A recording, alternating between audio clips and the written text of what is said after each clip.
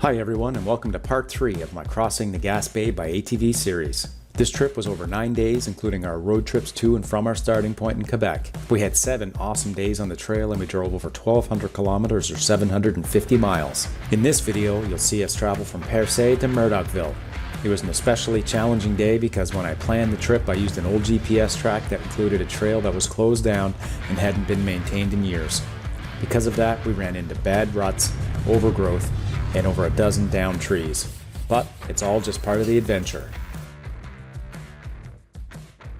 This was the trail I had planned on taking originally, but this section here was closed and I didn't realize that when we got there.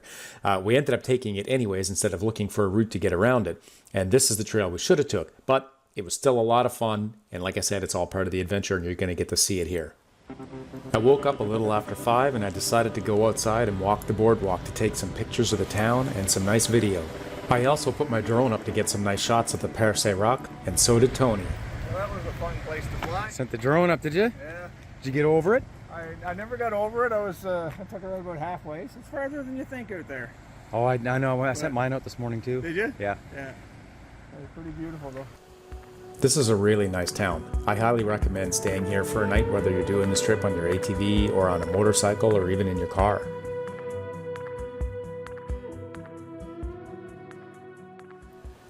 The restaurant next to our hotel was open at 7 a.m. and we were there waiting. The food was great and it was just what we needed to set us off on our long day that we weren't expecting. They even have a nice patio if you want to sit outside and enjoy the view. This was such a picturesque little town. If we weren't on such a tight deadline, I would have stuck around for a little while longer. Before we left town, we stopped at a cooperator's grocery store to make sure we had enough supplies to last us the day.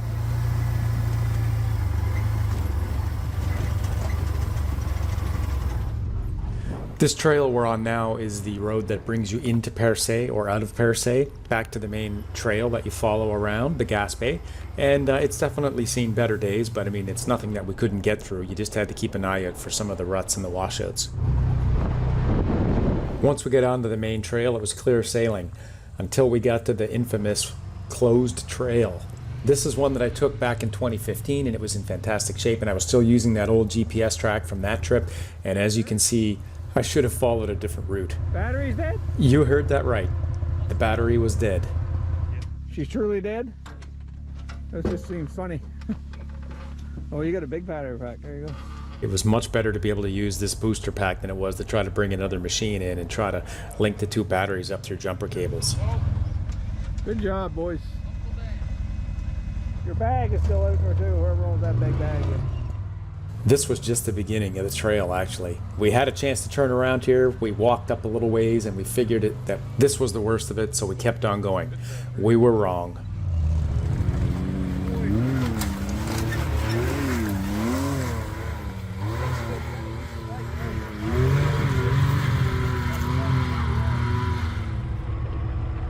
Basically, every time we thought it couldn't possibly get any worse, it did.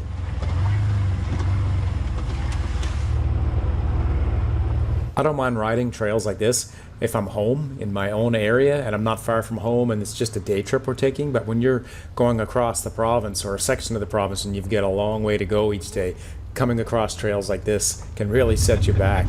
Come on, that's awesome.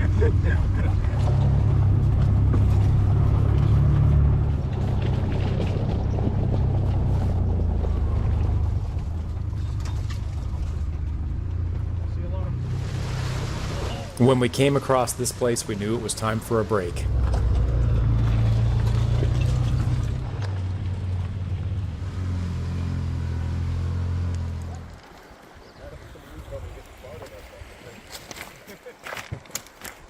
You recording me talking to myself? I'm reliving my conversation. My $420 breakfast. You just can't have any more fun than that. This is the spot I was looking for all week, Bill. Beauty. Beauty. Absolutely beauty. And then a few people decided they wanted to splash through the water in slow motion.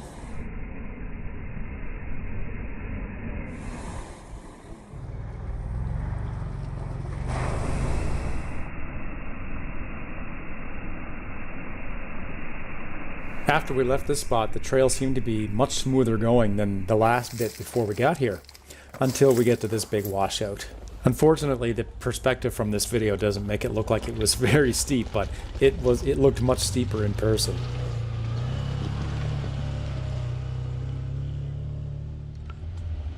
Now it's time for the bus.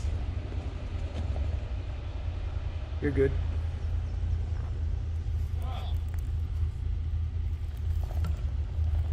Good news is, Bruce, I'll have your demise on video. And don't forget the bus has the skinny spare tire on the back.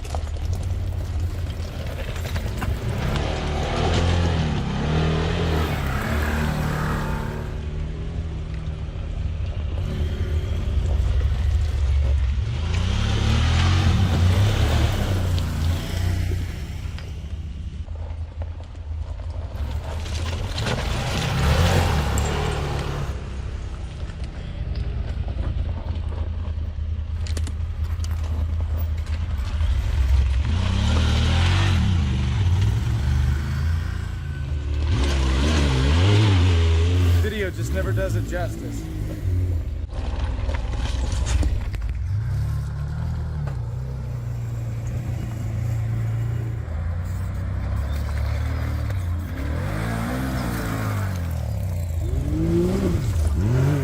And then we figured there's no way it's going to get worse than that.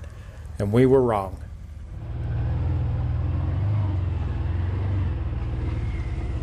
Look at that. Okay, don't be doing that now.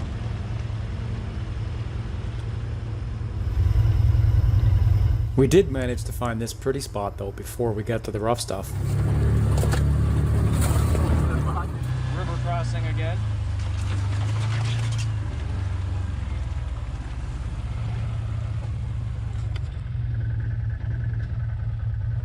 There was this section of riverbed we had to go by that was so overgrown that if I didn't have the GPS track that I had, we wouldn't have been able to find our way. Like, we were just guessing.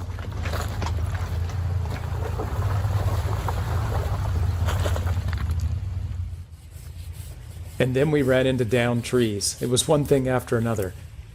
One cut. A chainsaw would have been handy, but I'm glad I at least had this saw. And it certainly didn't help that it was about 90 degrees out.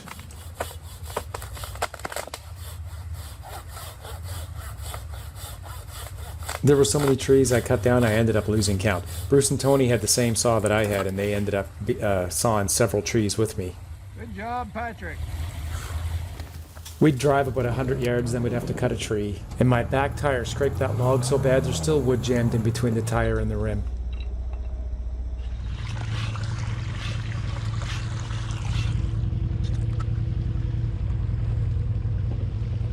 You're good. Keep coming. Okay, keep coming. Turn your, yep, okay, keep coming a little bit, and then turn your wheel to the left now. A little bit. Keep going, easy, well, yeah, there you go. Crank your wheel to the left now. You got her. And then finally we caught a break. After that last section with the trees, the trail went back to looking like this. Then it was close enough to supper that we decided to stop and eat. Our dusty rig. Look at all the gear. That's the gear. Might as well bring it if you got the space. You got it. Gourmet meal. Out on the trail. What you making, Howie? Ham sandwiches. Ham sandwiches. When doing a trip like this, we often bring options for food. If we have enough time, we'll stop and use the barbecues and cook something. Today, after that run, our time's at a premium, so we're just making sandwiches, then we'll get rolling again. Sandwich. Well, that's a good looking sandwich there, huh? Beautiful. Wow. What have we got there, Tony? Homemade corned beef, some Brothers pepperoni, and some smoked Gouda. I'm going to give that a try. Yeah, try that. I think you'll like it. Tony was right, I did like that, and so did everybody else. But after that supper break, we had to get back on the trail and make up some time. The bus is a tank, even with a skinny spare tire on the back. And for some reason we thought this mud hole was going to be way worse than it was, so we got out and filmed everybody, but it turned out to be much ado about nothing.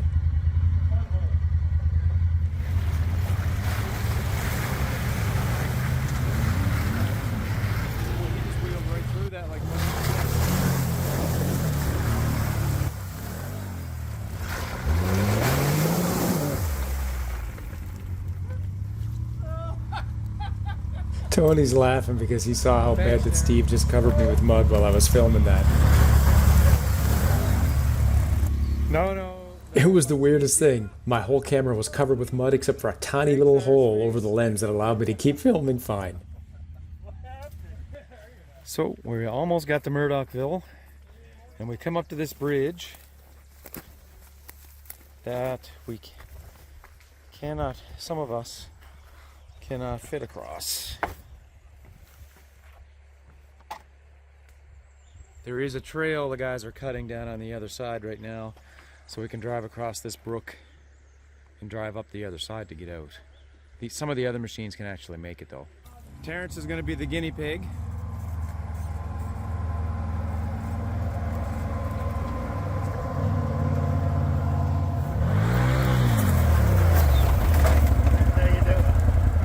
The Lake brothers wisely decided to take the bus the other way.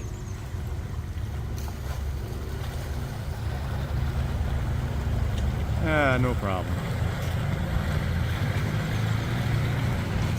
And so did Dwayne.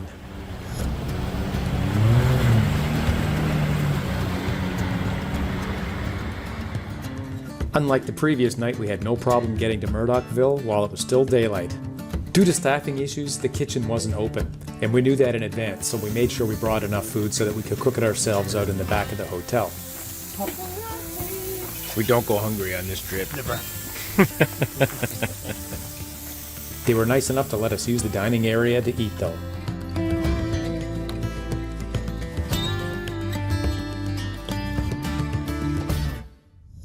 Day 6, Murdochville to Mont Saint Pierre.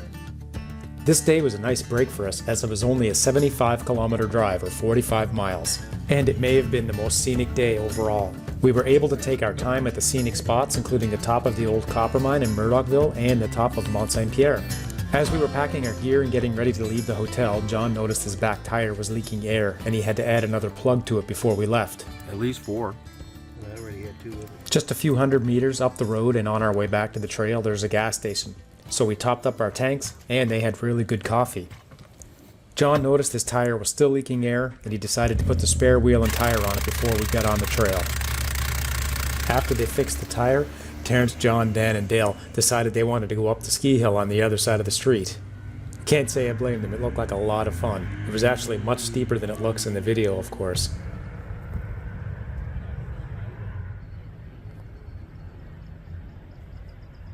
Dale's trying to pass Dan in the grass. I forgot about that. And he did it. That's too funny. After they got back down, Terrence saw an even steeper hill he wanted to go try. But once he got up to it, he realized it was even too steep for him. And that's saying something.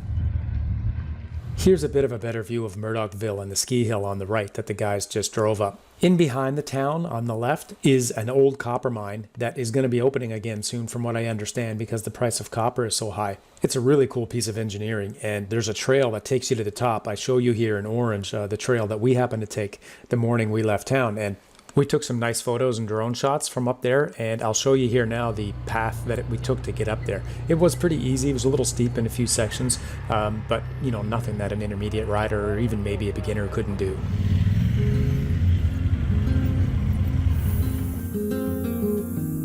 That's a lot of windmills. If you're going to come into Murdochville, you have to make sure you come up here and see the copper mine. It's just something to see in person. These videos aren't going to do it justice. This is also a very popular place in the wintertime for snowmobilers.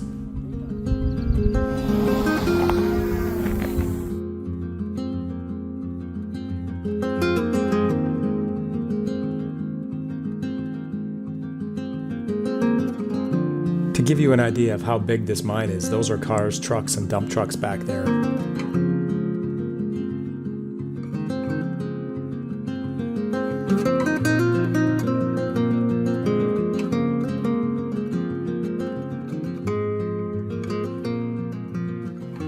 Like I mentioned earlier, we only had 75 kilometers to go today, so this being our first stop, we took our time and took it all in before we get back on the trail. It wasn't too long on the trail before we actually came to a paved road that we had to take. It was a legal ATV route, and not long before we turned back on the trail, Bruce and Tony noticed that one of their tires was losing air, so they had to pull over and fix it.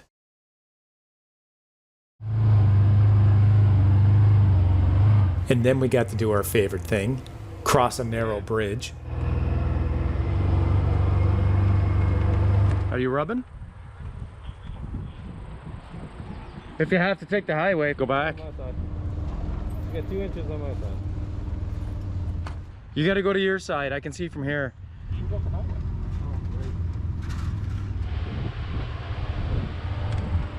For those of you who missed part 1, I explained in that video how the trail max is 66 inches.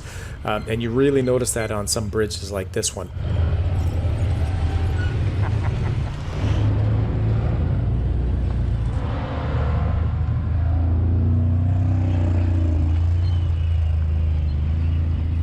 Bill's machine just barely squeezed through, and so did Dwayne's. We would drive and periodically stop for breaks and take our time to talk and have a snack, that kind of stuff. We weren't in a rush because we had a short distance to go. On one stop, we ran into this really nice couple that came along, and they couldn't talk on their Bluetooth headsets. They weren't working right, but I noticed they were the same as ours and figured out how to pair them up so they were able to talk. They were pretty happy about that.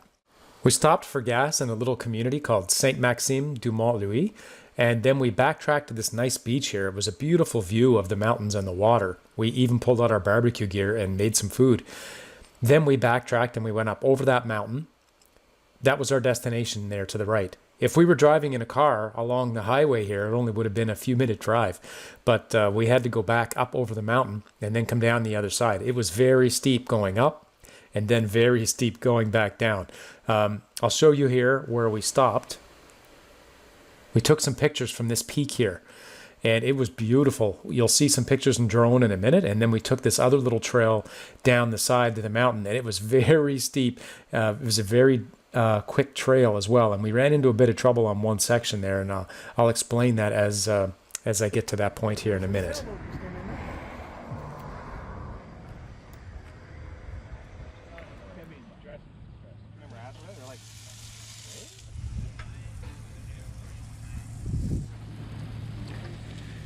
Not a bad spot. Lovely. You ain't better than this. We had to drive a few kilometers on a paved road to get us on the trail that takes us up the mountain. And once you get on that trail, you need to stop and put it in low gear, which is what I'm doing here because it gets really steep really fast. And if you're in high gear trying to go up there, the last thing you want to do is blow a belt on something with an incline that steep. It hadn't rained in a bit and it was really hot. It was probably 90 degrees. So it made for perfect condition for really bad dusty trails. So I had to stop at one point and open up my windshield, pop it up a little bit because the sun was glaring through it so bad with the dust that I couldn't see out of it. There's a nice photo spot about halfway up, maybe a little more than halfway up of the valley below where we just were. That's the beach down there. We just had a lunch at. Myself and Bob Conrad first did this trip back in 2015. We were invited along with a group of people from Quebec who affectionately nicknamed Bob Crazy Bob for his love of deep water holes.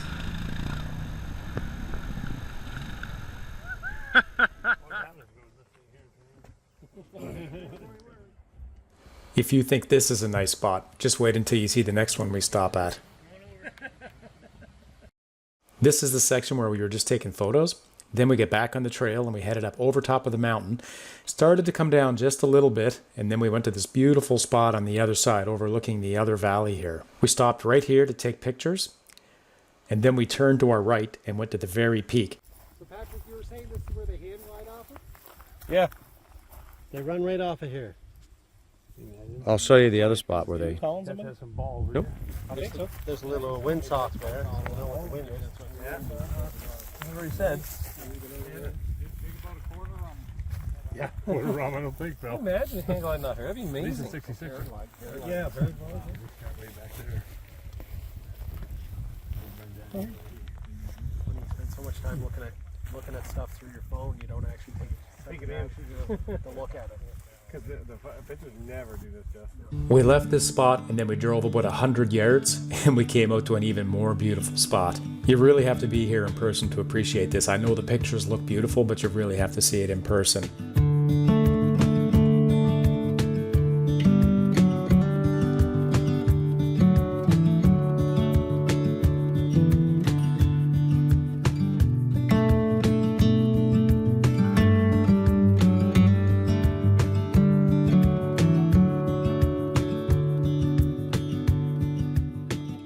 The point where we're taking pictures from, people actually hang glide and paraglide off there. There's a little perch with wood that runs right down to the edge.